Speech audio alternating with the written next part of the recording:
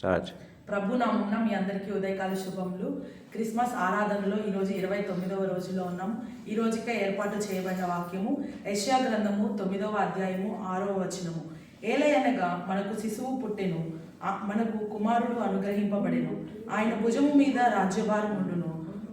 ఆశ్చర్యకరుడు, ఆలోచనకర్త, బలవంతుడైన దేవుడు, నిత్యుడగు తండ్రి, సమాధానకర్తయగు అధిపతి అని అతనికి పేరు. ఏర్పాటు చేయబడిన అంశం సమాధానకర్త. ఆయన సమాధానమునకు కర్తగా ఉన్నాడు. అటువంటి సమాధానం మనకి కావాలి అంటే మొదటిగా మనం కీడు చేయటం మాని మేలు చేయాలి.